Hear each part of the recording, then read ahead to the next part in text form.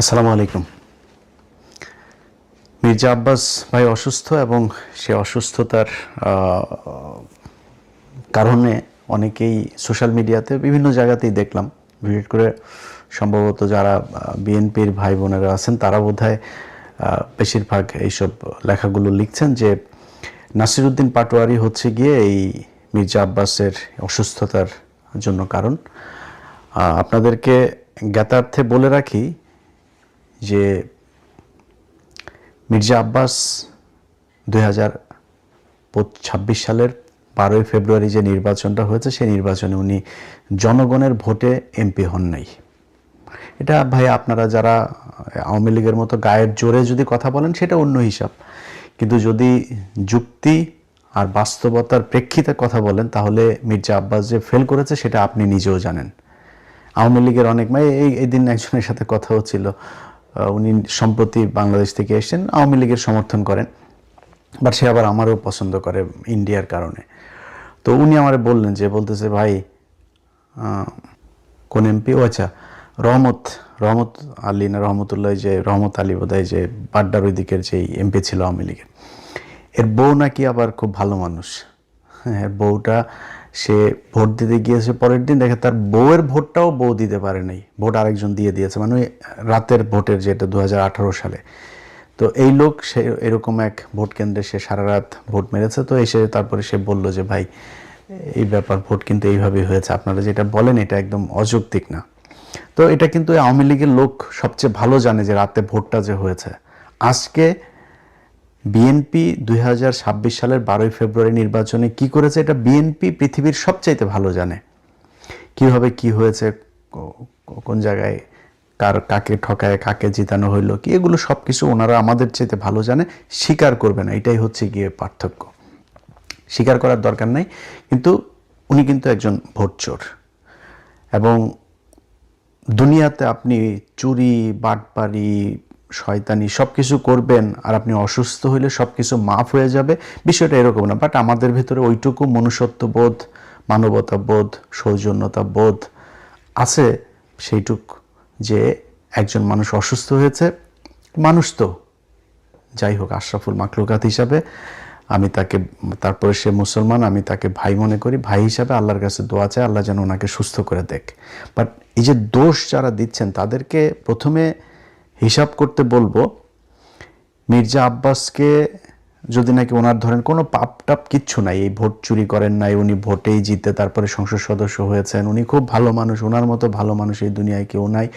উনি এই যে ঢাকা ব্যাংকের মালিক, এই ঢাকা ব্যাংকের মালিক ওনার বাবার বাড়ি ঘর ভিটে মাটি বিক্রি করে তারপরে ঢাকা ব্যাংক দিয়েছেন, এখানে 1 টাকাও 2 নাম্বারি টাকা নাই। বিএনপির সময় উনি গণপূর্ত মন্ত্রী ছিলেন, ওই মন্ত্রী থাকা অবস্থানে 1টা টাকাও খায় নাই, খুব সৎ অফিসার ছিলেন তিনি। এরকম একজন সৎ মানুষ মনে করে তারপরে ধরেন বক্তব্যটা যদি শুরু করি, এইবার আসেন যে এটার জন্য দায়ী কে। মির্জা আব্বাসের এই যে মনোনয়ন, এই মনোনয়ন পাওয়া নিয়েও কিন্তু দলের ভেতরে ওনাকে না দেওয়ার পক্ষে লোক ছিল। জিজ্ঞেস করেন বিএনপি লোকজনের, যারা বিএনপি, আমরা তো ভাই মানে আওয়ামী বিরোধী ছিলাম, বিএনপির সাথে তো আমাদের সম্প্রতি সম্পর্ক, বিএনপি আমাদেরকে শত্রু মনে করে, বাট বিএনপির ভেতরে তো অনেক বন্ধু বান্ধব আছে, অনেক সূত্র আছে, অনেক সাথে এখনো ভালো সম্পর্ক আছে, ওনাদের কাছে জিজ্ঞেস করেন আপনারা। ওনার স্ত্রী আফরোজা বেগম, উনি আপনার এমপি নির্বাচন করতে চেয়েছিলেন, যেখানে ওই যে হাবিবুর আছে না, ছাত্রলীগের সাবেক ছাত্রলীগের যে হাবিবুর, এই হাবিব হচ্ছে গিয়ে আপনার ওই আসনে আফরোজা চেয়েছিলেন, মানে মির্জা আব্বাসের স্ত্রী, ওনার পুরো নামটা আমার মনে নেই, ওনার স্ত্রী চেয়েছিলেন ওইখানে দাঁড়াইতে, খুব চেষ্টা করেছেন, ওনাকে দেওয়া হয় নাই। মির্জা আব্বাস এমপি হওয়ার পরে মন্ত্রণালয়ে মানে মন্ত্রিসভা গঠন হইল, সেই মন্ত্রিসভার ওইখানে কি মির্জা আব্বাসকে মন্ত্রণালয়ে দেওয়া হয়েছে? বলেন, আপনারা বলেন। বিএনপির যারা মির্জা আব্বাসের দেখলাম ওনারা দেখার জন্য সোজা প্রধানমন্ত্রী নিজেও গিয়েছেন ইয়েতে দেখা করার জন্য, হসপিটালে দেখা করার জন্য, তো উনি খুব গুরুত্বপূর্ণ এই কারণেই তো গিয়েছেন। তো ঠিক আছে, আমরা ধরে নিলাম যে ওনাকে বিএনপি খুব পছন্দ করত। ওনাকে মন্ত্রী পদমর্যাদায় উপদেষ্টা বানানো হলো।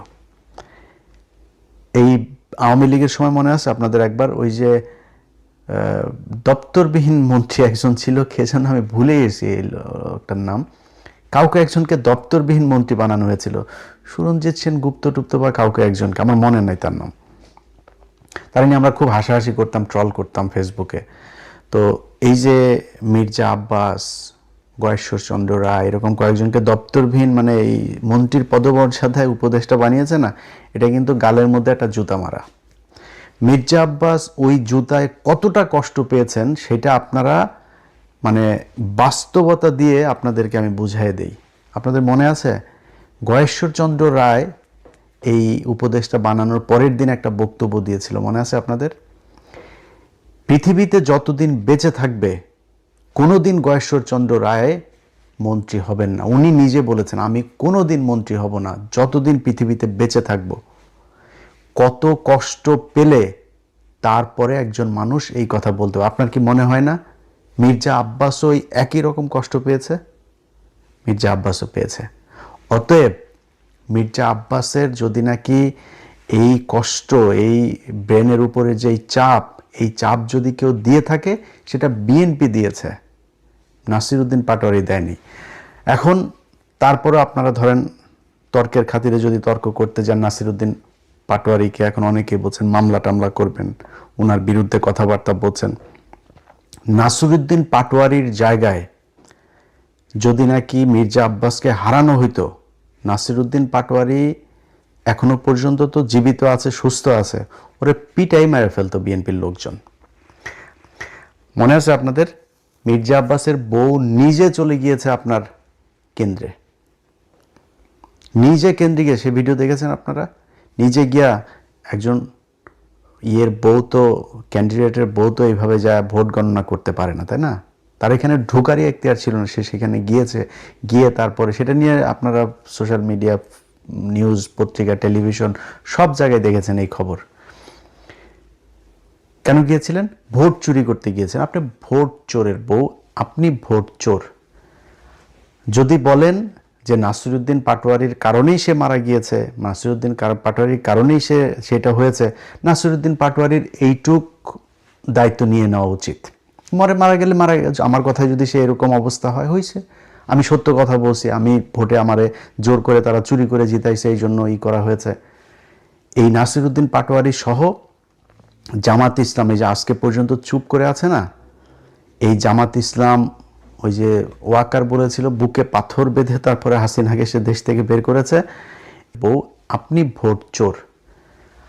যদি বলেন যে নাসিরউদ্দিন পাটোয়ারির কারণেই সে মারা গিয়েছে, নাসিরউদ্দিন পাটোয়ারির কারণেই সেটা হয়েছে, নাসিরউদ্দিন পাটোয়ারির এইটুক দায়িত্ব নিয়ে নেওয়া উচিত। মারা গেলে মারা গেছে, আমার কথায় যদি সে এরকম অবস্থা হয়, হয়েছে, আমি সত্য কথা বলছি, আমি ভোটে আমারে জোর করে তারা চুরি করে জিতাইছে, এই জন্য করা হয়েছে। এই নাসিরউদ্দিন পাটোয়ারি সহ জামাত ইসলাম এই যে আজকে পর্যন্ত চুপ করে আছে না, এই জামাত ইসলাম ওই যে ওয়াকার বলেছিল বুকে পাথর বেঁধে তারপরে হাসিনাকে সে দেশ থেকে বের করেছে।